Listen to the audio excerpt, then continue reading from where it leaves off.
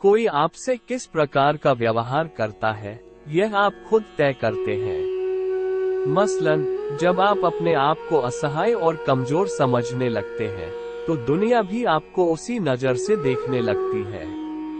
इसके विपरीत अपनी हर समस्या और परेशानी की घड़ी में मजबूती से खड़े रहने वाले लोग दुनिया के सामने भी एक मिसाल बन जाते हैं। इसलिए लोगों की सहानुभूति पाने से बेहतर है कि खुद को एक मजबूत मिसाल के रूप में सामने रखा जाए। पर कुछ लोगों की आदत हमेशा चिंता में डूबे रहने की होती है, क्योंकि ऐसा करना उन्हें दूसरों की दया का पात्र बना देता है और वह अपने जीवन की सच्चाई को नकारते हुए बाकी लोगों की सहानुभूति में अपना सुकून तलाशने लगते हैं, जो बिल्कुल ठीक नहीं है। इस तरह का भाव आपको जीवन के संघर्ष में बहुत पीछे ले जाता है। इसलिए सही को सही और गलत को गलत कहने का हौसला अपने अंदर कभी ना मरने दें। जो भी जीवन के पक्ष में होता है, वो शक्ति से भरा होता है, उमंग और उत्साह से भरा होता है। एक बच्चा कभी मृत्यु के बारे में नहीं सोचता, वह अपने में संपूर्ण होता है। उसे हमारे बनाए पद, पैसे, प्रतिष्ठा से कोई मतलब नहीं होता। वह अपने होने मात्र से ही प्रसन्न रहता है। उसे भूख लगती है तो वह भोजन करता है, नींद आती है तो सो जाता है। पहुंचे हुए गुरुओं ने इसे ही परम जीवन माना है। हर रोज हम सुबह को देखते हैं, वो शाम की तुलना में कहीं ज्यादा उमंग और शक्ति से भरी हुई होती है। अपने जीवन को सुबह जैसा बनाएं, उमंग से भरपूर, पवित्र, नैसर्गिक, स्वच्छ और ऊर्जावान। भावना में रस होता है, संवेदना होती है, संघर्ष करने की क्षमता बढ़ती है, व्यक्ति तपता है। मन का प्रभाव व्यापक होता है, उसको किसी भाषा की आवश्यकता नहीं है, उसका कार्य भाव प्रधान है। अतः मन के कार्यों में भावों की अभिव्यक्ति जुड़ी रहती है। भावनाओं के प्रसंग में कृष्ण काल की एक कथा प्रसिद्ध है। रुक्मिणी कृष्ण के पांव दबा रही थी। अचानक उसको लगा कि कृष्ण के पांव में एक छाला हो रहा है। उसने पूछा कि आप तो कभी नंगे पैर चलते ही नहीं, आपके पांव में ये छाला कैसे?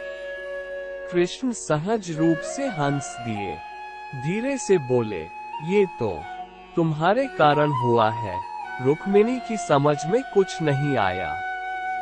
कृष्ण ने बताया, अभी कुछ दिन पहले राधा यहाँ आई थी, उसके आतिथ्य का भार तुमने उठाया था। एक बार दावश तुमने उसको गर्म गर्म दूध पिला दिया। तुमको नहीं पता कि उसके हृदय में मेरे चरण रहते हैं। भावना संस्कारों को परिष्कृत करने का कार्य करती है। जीवन में कहाँ पहुँचना है, क्या बनना है, आदि बातों को ध्यान में रखकर निर्णय करती है। मन की चंचलता को शांत रखने में सहायक होती है। व्यक्ति का स्वयं से परिचय कराती है। जीवन का भी यही लक्ष्य है। इसी को योग कह। एक दिन चिड़िया बोली, मुझे छोड़कर कभी उड़ तो नहीं जाओगे? चिड़ा ने कहा, उड़ जाऊं तो तुम पकड़ लेना। चिड़िया, मैं तुम्हें पकड़ तो सकती हूँ, पर फिर पा तो नहीं सकती। ये सुन चिड़े की आंखों में आंसू आ गए और उसने अपने पंख तोड़ दिए और बोला, अब हम हमेशा साथ रहेंगे। लेकिन एक दिन जोर से तूफान आया, चिड़िया उड़ने लगी। तभी चिड़ा बोला, तुम उड़ जाओ, मैं नहीं उड़ सकता। चिड़िया, अच्छा अपना ख्याल रखना, कहकर उड़ गई। जब तूफान थमा और चिड़िया वापस आई तो उसने देखा कि चिड़ा मर चुका था और एक डाली पर लिखा था, काश वो एक बार तो कहती कि मैं तुम्हें नहीं छोड़ सकती, तो शायद मैं तूफान आने से पहले नहीं मरता। सफलता उम्र नहीं देखती से लोग 40 घंटे प्रति सप्ताह की अपनी बहुत नौकरी की जेल में केवल इसलिए कैद रहते हैं कि वे सोचते हैं कि उनकी उम्र ज्यादा हो चुकी है। उन्हें लगता है कि वे इतने बूढ़े हो चुके हैं कि बाहर जाकर अपना मनचाहा काम नहीं कर सकते।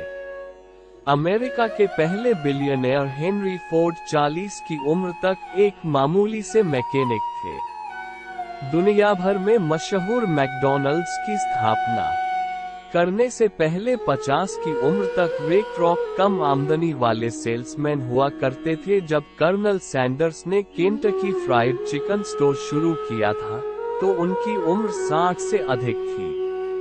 जब राष्ट्रपति रीगन को पहली बार राष्ट्रपति पद की शपथ दिलाई गई थी तो वे 70 साल के थे। किसी करियर को शुरू करने या बदलने की सबसे अच्छी उम्र क्या होती है?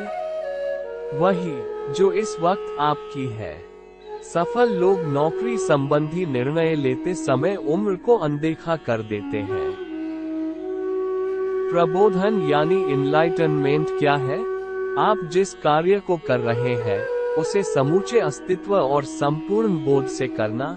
कोई चाहे गरीब हो या अमीर, छोटे पद पर आसीन हो या बड़े पद पर, जानने वाला हो या अपरिचित, हर व्यक्ति को अपने भाई जैसा मानना, हर व्यक्ति की आत्मा को महसूस करना, मृत्यु से भागने की कोशिश न करते हुए उसे स्वीकार कर शरीर की नश्वरता और आत्मा की अमरता को समझना, यही प्रबोधन है।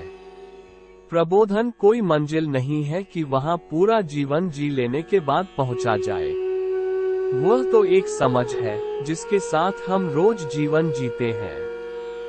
आपको अपने लक्ष्य को लेकर बहुत ही फोकस रहना होगा।